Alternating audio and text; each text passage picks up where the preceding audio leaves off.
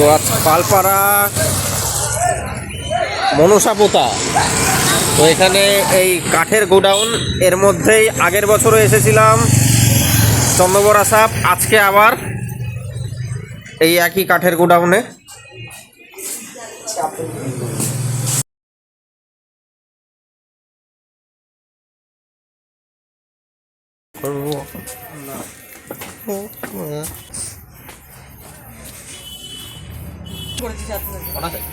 কতক্ষণ আগে দেখা গেছে? 10-15 মিনিট হলো। 10-15 মিনিট। আমি দেখেই ফোন দেখা করেছি। যাক ভিতরে জুতো পরে গেলাম। হ্যাঁ ওই তেলটিনে এখানে দেখা যাচ্ছে এখনো আসতে। হ্যাঁ ওইখানটা দেখে ফেলেছি আমি। দেখেছেন?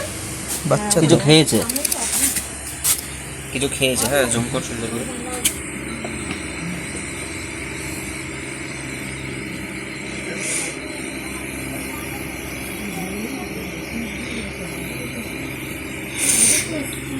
কেঁচা বেনি চলে টুক করে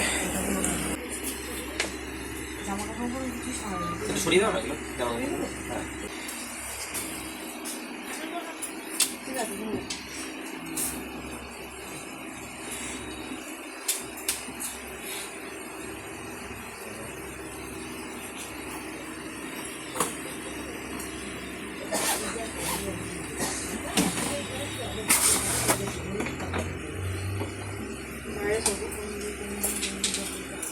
ওনার থেকে ডাইরেক্ট ক্যাচ করে নিয়ে চলে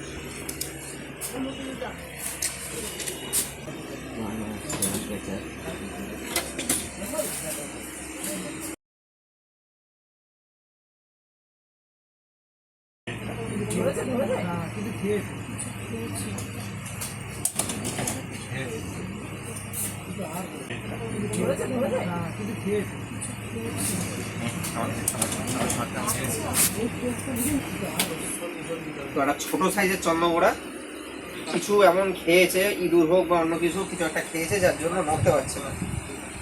পেটটা পুরো ফুলে রয়েছে, এতটাই খেয়ে নিয়েছে ও নিজের থেকে 3-4 গুণ, যার জন্য নড়তে পারছে না।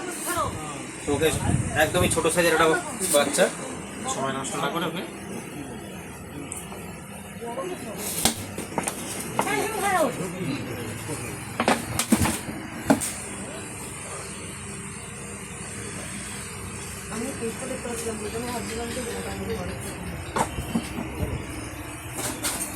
ঘরের মধ্যে থেকেই রেস্কিউ করা হলো। পরবর্তীকালে একে নির্দিষ্ট পরিবেশে রিলিজ করে দেওয়া হবে। ছোট সাইজের আমাদের গ্রাম বাংলার চন্দ্রবোড়া, ইংলিশে ইন্ডিয়ান রাসেল ভাইপার। ভাই আপনার একটু নামটা বলুন আর এখানকার একটু ঠিকানাটা। নাম মৌসুমী সরকার। মৌসুমী সরকার। আর ঠিকানাটা কি? শিমুরালি মনসাপোতা। শিমুরালি মনসাপোতা। তো ঘরের মধ্যে থেকে এখানেই আমরা রেস্কিউ করা হলো। আমাদের একটা ছোট্ট সাইজের চন্দ্রবোড়ার বাচ্চা, হয়তো কিছু একটা খেয়েছিল, একজন নড়তে পারছিল না। পরবর্তীকালে একে নির্দিষ্ট পরিবেশে রিলিজ করে দেওয়া হবে। যদি আবার দেখা যায় আপনারা মারবেন না। এগুলো আমাদের নিজেদের জন্য প্রয়োজন, প্রকৃতির ইকোসিস্টেম বাঁচিয়ে রাখতেও কিন্তু প্রয়োজন। যদি আবার দেখা যায় আপনার না মেরে, আরও ফরেস্ট ডিপার্টমেন্ট আছে, নিকটবর্তী রেস্কিউ টিম আরও আছে, তাদের সাথে যোগাযোগ করবেন, মারবেন। আজকে মতন আসছি।